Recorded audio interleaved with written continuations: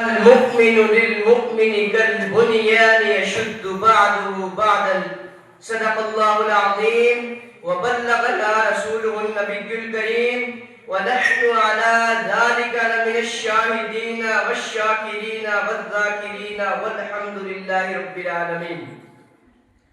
سامعین حضرات، آئیے کچھ سننے اور سنانے سے پہلے گنبد عذرا میں آرام فرمانے والے آقا و مولا حضور تاجدار مدینہ احمد مجتبی جناب محمد رسول اللہ صلی اللہ تعالی علیہ وسلم کی بارگاہ میں درود پاک کا نذرانہ عقیدت و محبت کے ساتھ پیش کریں.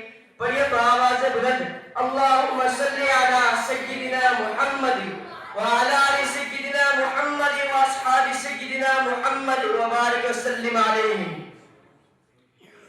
حرم پاک بھی، اللہ بھی، قرآن بھی ایک. حرم پاک بھی، اللہ بھی، قرآن بھی ایک. کچھ بڑی بات تھی ہوتے جو مسلمان بھی ایک. کچھ بڑی بات تھی ہوتے جو مسلمان بھی ایک. اور دیار عشق میں اپنا مقام پیدا کر، دیار عشق میں اپنا مقام پیدا کر، نیا زمانہ نئے صبح و شام پیدا کر، نیا زمانہ نئے صبح و شام پیدا کر. اور میرا طریق امیری نہیں فقیری ہے، میرا طریق امیری نہیں فقیری ہے. خودی نہ بیچ غریبی میں نام پیدا کر، خودی نہ بیچ غریبی میں نام پیدا کر. محترم ججز صاحبان، قابل احترام اساتذہ کرام اور میرے عزیز ساتھیوں، آج میں جس اہم اور بابرکت موضوع پر گفتگو کرنے کی سعادت حاصل کر رہا ہوں وہ ہے اتحاد امت. یہ موضوع صرف کوئی ایک تقریری عنوان نہیں بلکہ قرآن و سنت کا بنیادی مطالبہ اور امت مسلمہ کی بقا کا ضامن ہے. اتحاد امت کی قرآنی بنیاد اللہ تبارک و تعالیٰ نے واضح حکم دیا. اللہ تبارک و تعالیٰ قرآن عظیم فرقان نبی کریم صلی اللہ علیہ وسلم کی تعلیم سے ہمیں پتہ چلتا ہے کہ نبی کریم صلی اللہ علیہ وسلم نے فرمایا. اس حدیث کو امام بخاری مسلم دونوں نے نوٹ کیا ہے کہ نبی کریم صلی اللہ علیہ وسلم نے فرمایا المؤمن للمؤمن كالبنيان يشد بعضه بعضا، کہ مومن تو آپس میں بھائی ہے. مومن کے لیے دیوار کی اینٹوں کی مانند ہے جو ایک دوسرے کو مضبوط کرتی ہے. یہ حدیث ہمیں سکھاتی ہے کہ مسلمان ایک دوسرے کے دشمن نہیں بلکہ ایک دوسرے کی تکمیل ہے.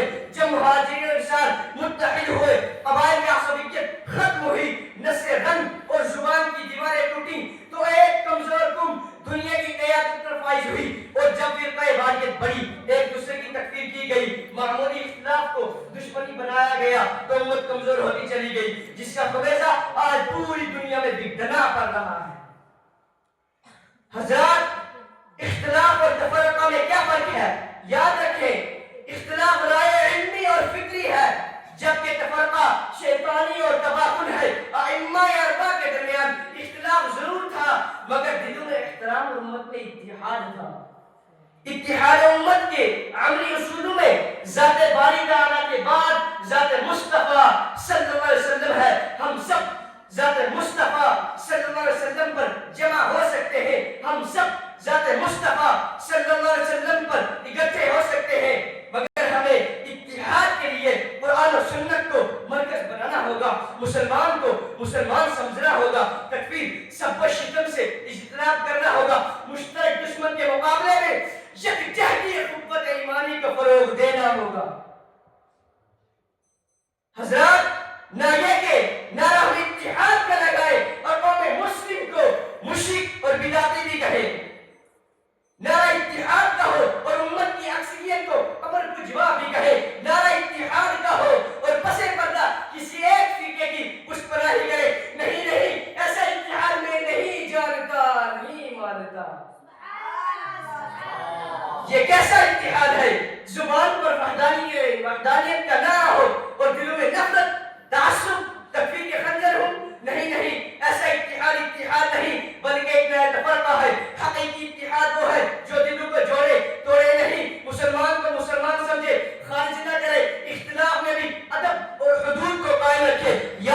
نہیں مسلمانوں، اتحاد کا یہ مطلب نہیں سب کی فکر ایک ہو، سب کا مسلک ایک ہو، سب کی رائے ایک ہو. میرے پیارے بیٹی صاحبان اور اساتذہ کرام اور عزیز ساتھیوں، بلکہ اتحاد کا مطلب یہ ہے کہ سب کا قبلہ ایک ہو، سب کا نبی ایک ہو، سب کا قرآن ایک ہو اور سب کا کلمہ ایک ہو.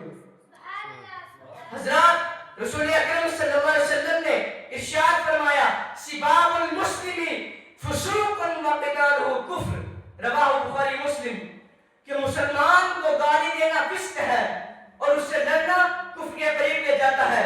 تو پھر سوچئے جو مسلمان کو دائرہ اسلام سے خارج کرے وہ اتحاد امت کا داعی کیسے ہو سکتا ہے؟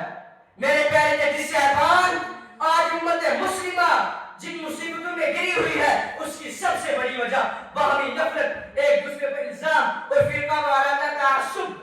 ہم دشمن کے مقابلے میں متحد نہیں بلکہ اپنے ہی بھائی کے خلاف سب آ رہا ہے. تو قرآن ہمیں سکھاتا ہے انما المؤمنون اخوہ، پارہ نمبر 26 سورہ حجرات آیت نمبر 10، کہ مومن تو آپس میں بھائی بھائی ہے.